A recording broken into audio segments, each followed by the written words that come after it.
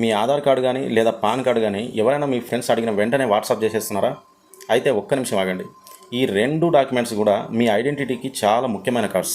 మరీ ముఖ్యంగా ఎవరైనా లోన్ తీసుకుంటున్నాను, నువ్వు గ్యారంటర్గా ఉండు, నీ ఆధారు పాన్ కార్డును పంపించు అంటే మాత్రం పూర్తి వివరాలు తెలుసుకోకుండా అస్సలు పంపించకండి. మొదటిది, మీరు కేవలం రెఫరెన్స్గా సంతకం చేస్తున్నారా లేదా గ్యారంటర్ ఆర్ కో అప్లికెంట్గా సంతకం చేస్తున్నారా అనే విషయాన్ని క్లియర్గా తెలుసుకోండి. రెండోది, ఏ ఫైనాన్స్ కంపెనీ అసలు ఎందుకోసం లోన్ ఇస్తుంది, ఎంత అమౌంట్ లోన్ ఇస్తుంది, మీ డాక్యుమెంట్స్ ఎందుకు కావాలనే దాన్ని తెలుసుకోండి. మూడోది, ఖాళీ పేపర్స్ మీద కానీ అసలు పూర్తిగా చదవని డాక్యుమెంట్స్ పైన కానీ అస్సలు సిగ్నేచర్ చేయకండి. నాలుగవది, ఆధార్ కార్డు కాపీ ఇవ్వాల్సి వచ్చినప్పుడు అవసరానికి అనుగుణంగా మాస్క్డ్ ఆధార్ ఇవ్వడానికి వీలవుతుందేమో తెలుసుకోండి. ఐదవది, చాలా ఇంపార్టెంట్ది, మీ ఆధార్ కానీ పాన్ కానీ ఎవరి కోసం, ఏ కంపెనీకి ఏ అవసరం కోసం ఇస్తున్నారో మీ సిగ్నేచర్ కింద ఆ కంపెనీ పేరును మెన్షన్ చేసి యూజ్ ఫర్ ఓన్లీ అని చెప్పి రాయండి.